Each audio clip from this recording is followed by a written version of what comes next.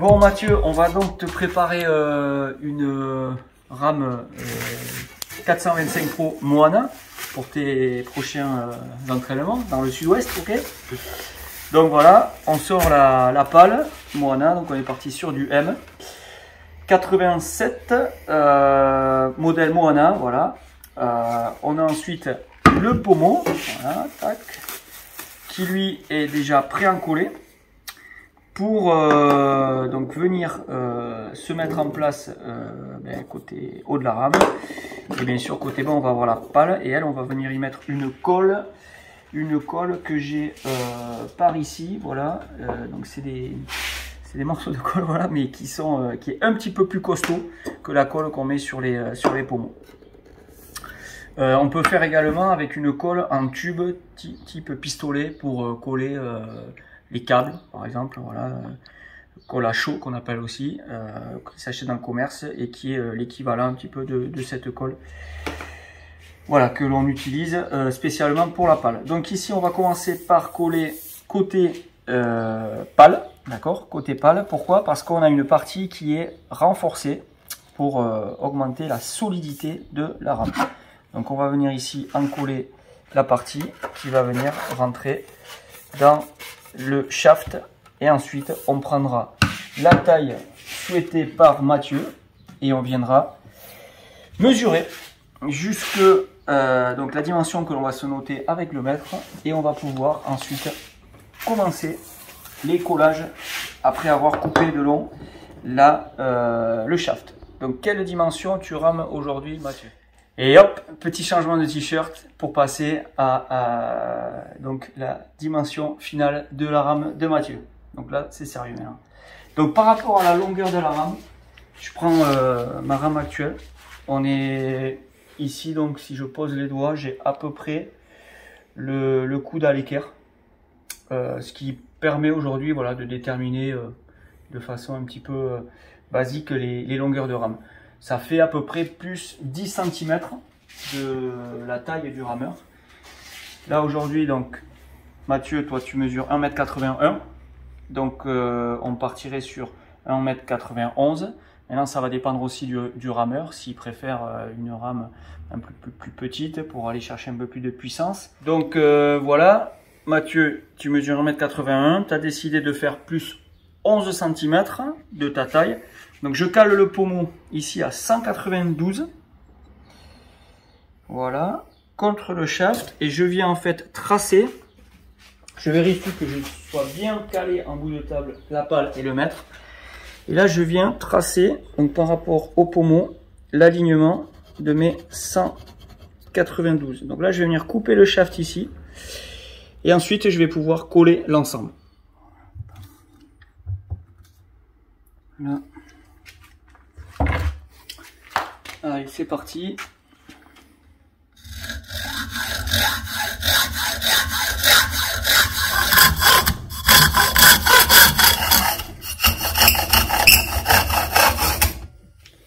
Et un de plus. Dans la collection, on va pouvoir assembler des morceaux pour faire des rames. Alors là, je décale un petit peu le shaft, très légèrement. Toujours en chiffon pour protéger. Je vais venir passer un petit peu de papier de verre en fait pour enlever toutes les bavures de carbone qui ont pu se faire avec la scie à métaux. Donc, je vais pousser ça à l'extérieur et avec un papier de verre rond je vais passer à l'intérieur et je vais faire la même chose. Voilà. Voilà, et on va laisser le scotch, vous allez comprendre pour quelle raison très vite. Donc là ça y est, on a coupé le shaft à la longueur voulue pour arriver à 192 cm pour la rame de Mathieu. Et là on va passer à la phase de collage. Donc comme je disais, le pommeau lui est livré pré-encollé. Et pour la pale, on va utiliser une colle un peu plus puissante que celle que l'on met d'origine sur le pommeau. Ça c'est une colle à chaud que l'on peut acheter dans le commerce. C'est les tubes qui viennent dans les pistolets de colle qu'on se sert pour coller des câbles notamment que l'on fait courir, voilà, sur des plaines, des choses comme ça. C'est une colle qui va aller très bien pour coller ça. Il y en existe des un peu plus techniques, spécifiques pour les rames que l'on peut trouver dans le commerce. C'est celle aussi que je vais utiliser. Ce qu'on va devoir faire avant d'en coller, c'est mettre du scotch. Donc ça, c'est du scotch de calfeutrement de peintre tout simple, que je vais venir mettre autour de la pale, autour du shaft et autour du pommeau. Lorsque la colle va déborder, ça va permettre de venir essuyer la colle sans la faire déborder sur le carbone, ce qui sera un petit peu chiant à nettoyer après, quoi. Voilà. Donc on prend un scotch et on vient tourner au ras. Tac.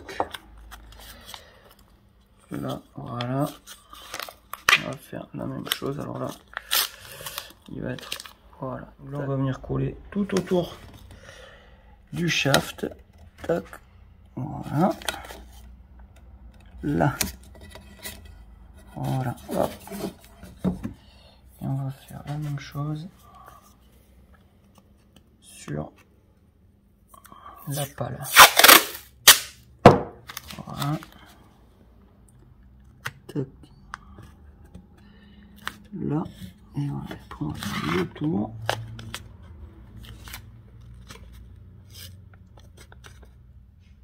Là. Voilà. Un petit peu pour pouvoir en revenir. Voilà. Hop. Voilà. Donc maintenant on va attaquer à chauffer. Donc on va commencer par le pommeau dans le but de l'aligner en fait par rapport au logo et donc à la partie écrite donc de la marque. On va aligner les deux. Donc on va chauffer en premier donc le pommeau, coller cette partie et dans un deuxième temps on collera la pale. Donc pour ça on va utiliser un décapeur thermique qui va nous chauffer la colle et nous la ramollir. On va chauffer donc la colle qui a été déjà placée en usine donc sur le pommeau, parce que le pommeau lui va forcer beaucoup moins que la pale. Donc c'est pour ça qu'on utilise une colle, ce qu'on appelle un pré-encollage du pommeau. Par contre pour la pale on va utiliser une colle qu'on va acheter dans le commerce, donc, comme j'ai dit. Une colle à chaud qui elle va être beaucoup plus costaud, beaucoup plus résistante pardon, aux tractions qui vont être imposées quoi, lors des coups de rame sur la pale et le shaft. Voilà. Traction et rotation, pardon, effort de rotation. Voilà.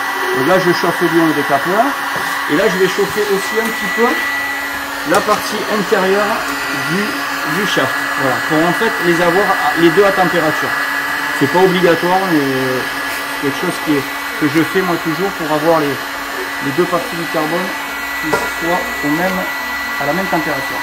Donc là, je vais venir hop, tourner. Voilà, je vais venir faire un tournant. Hop, voilà, merci Mathieu, tu peux hop. Voilà, et là je vais venir ici en tournant, toujours pareil, jusqu'au bout. Et quand je vais arriver au bout, je vais aligner en fait le logo et le design, les écritures 425 Pro. Une fois que je suis là, je vais prendre un morceau de bois et je vais tourner. Voilà, je vais faire un tournant, tac tac tac tac, voilà, hop là. Voilà, voilà, tac, là, voilà. Et là, je vais venir, hop, caler ça comme il faut, bien aligné, tac. Voilà. Là, je vais le laisser un petit peu sécher pendant 1 minute, le temps que la colle, eh bien, elle sèche tout simplement et elle vienne verrouiller la partie shaft et pommeau. Donc je récupère le surplus qui pourra me servir sur une autre rame si besoin.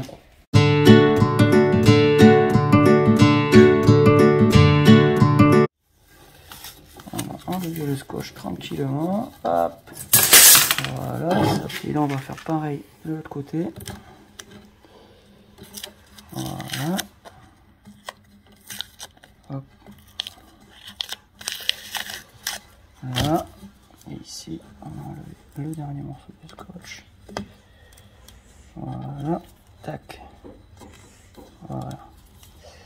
là donc on sait, on va pouvoir enlever les derniers surplus de colle. Et on sait qu'en fait tout le joint il est bien étanche, bien rempli de colle. Voilà. Et donc la partie pommeau est faite. Donc ça c'est sec, c'est bon. Et là on va coller la partie pale. Ce que j'aime bien faire, c'est venir amener le shaft contre la pale et venir le tourner pour faire un petit peu frotter en fait l'arête. On le voit là, il y a un petit peu de poussière qui tombe. C'est juste pour venir un petit peu marquer l'arête sur la pale. Et en fait c'est l'arête du shaft, l'arête intérieure du shaft qui vient un petit peu, voilà, je dirais poncer un petit peu l'assemblage là entre la pale et le shaft. Voilà, ça permet d'avoir un joint bien précis, quoi. Voilà, bien assemblé, quoi. Donc là maintenant on va venir préparer le collage de la pale. Donc pareil, décapeur. On va prendre donc la colle. On va chauffer un petit peu la partie mâle de la pale, mettre la colle dessus et on va laisser fondre, vous voyez.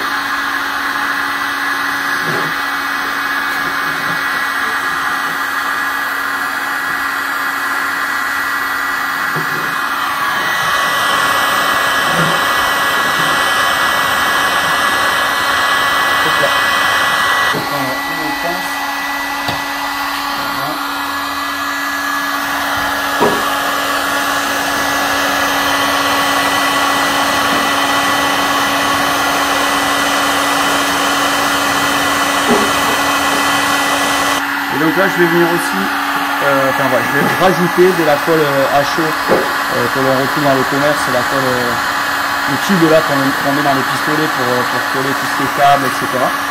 C'est une colle qui tient très bien. Donc là elle est très dure, donc je vais commencer par la chauffer, elle est toute seule. Voilà.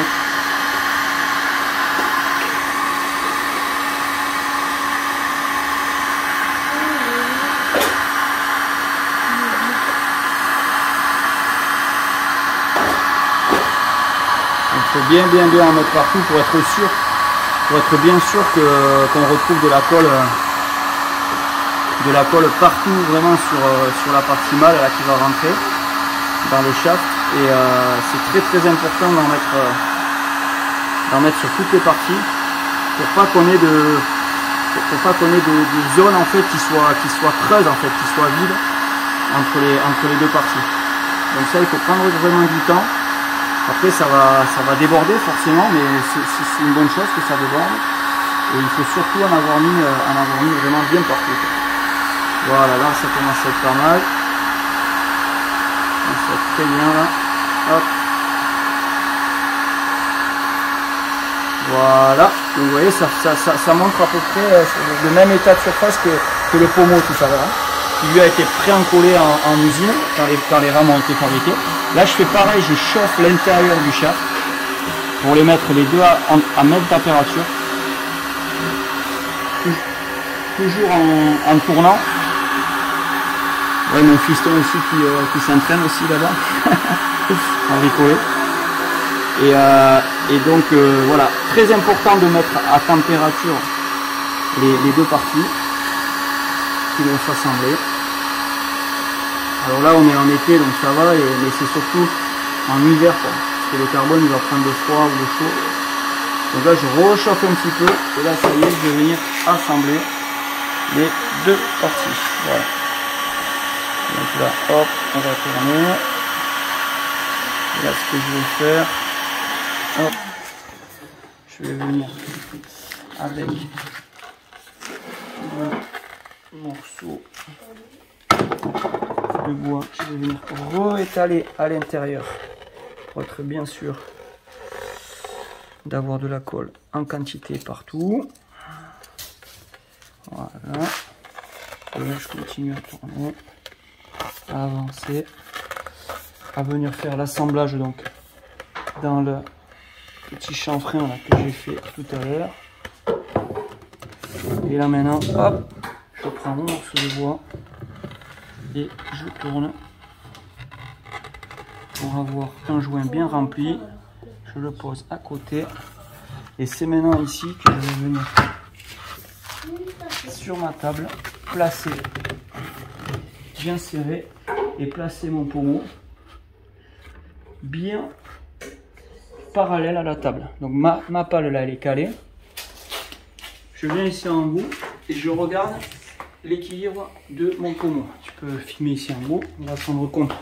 Donc, je vais mettre une petite rotation. Voilà. Donc là, voilà, j'ai positionné la rame sur la table. Je suis venu en haut ici. Regardez que mon pommeau soit bien parallèle à la table et que ici, en fermant un œil, le dessus du pommeau s'aligne bien avec le dessous de la pale. Et là, je vois l'alignement, il est parfait, il est impeccable. Donc maintenant, je reviens ici. Ça a séché un petit peu. Je soulève la pale et je viens enlever le scotch. Tout à l'heure, je l'ai fait un peu tard, ce qui fait que ça, j'avais la colle qui avait commencé à sécher. Ça, c'est parce que Mathieu m'a fait parler, bien sûr. Hein, et là, j'enlève, pareil, le scotch sur le shaft. Tac. Voilà. Et en ayant enlevé, en fait, les deux acétos, ça me fait un joint propre. Alors, pas tout à fait comme j'aurais voulu, mais je vais essayer de le lisser un petit peu. Hop là. Tac. Non, en fait, je vais pas le lisser parce que ça a déjà tiré. Et je préfère le laisser comme ça. Le tape que je vais mettre après dessus fera le reste. Pourquoi je vais pas lisser? Parce que ce que je veux pas, en fait, c'est enlever de la colle. La colle, elle a fait le joint. Et je préfère la laisser comme ça sécher pour qu'elle fasse vraiment une étanchéité entre les deux. Là, on voit bien le cordon qui est bien régulier. Donc c'est vrai que le morceau de bois que j'ai utilisé, j'aurais pu prendre un morceau de bois un petit peu plus fin en épaisseur pour avoir un joint un peu plus plat. Mais une fois que je vais poser le tape, en fait, on ne verra plus du tout ça. C'est juste quand on veut être un peu perfectionniste, je vais dire.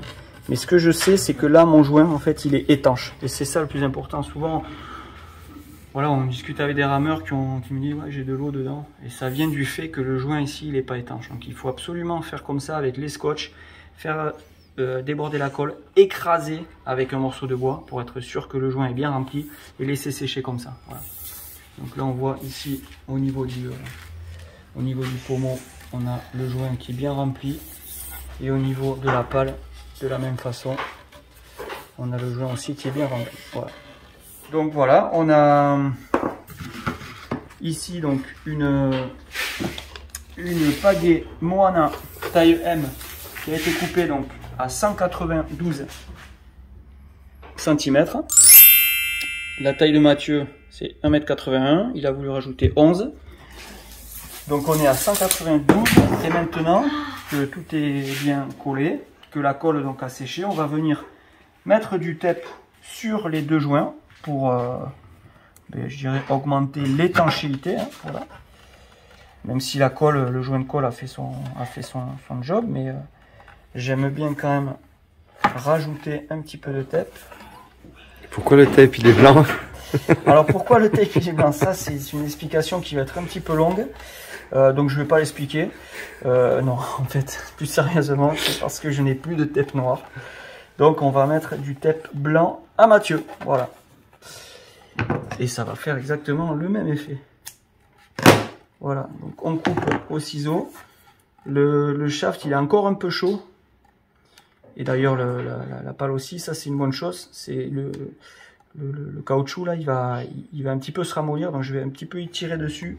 Le garder bien sur l'autre, la partie qui est dessous. Et là je vais venir voilà, appuyer pour essayer un peu de les souder ensemble. Parce que sinon, le tape, il se décolle, quoi. Donc ça a dû arriver à tout le monde. Il n'y a rien de plus chiant quand on rame d'avoir un morceau de tape qui est décollé. Donc pour ça, il faut le mettre un peu en température. Quand vous venez de coller, ben, c'est encore un peu chaud. Vous lui tirez un peu dessus pour qu'il s'étende. Et ensuite, vous appuyez et vous tournez comme ça pour le mettre en friction, en chaleur. Ça va un peu les souder en fait ensemble. Donc on va faire la même chose de l'autre côté. Un tour sur le joint. Ensuite, je remonte vers le haut. Et ensuite, je remonte vers le bas. Voilà. Je redescends. Là, voilà. Tac. Voilà. pareil, un coup de ciseau.